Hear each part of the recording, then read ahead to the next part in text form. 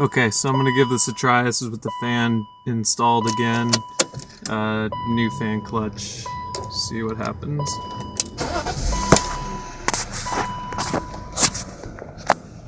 It's no service engine. This shit.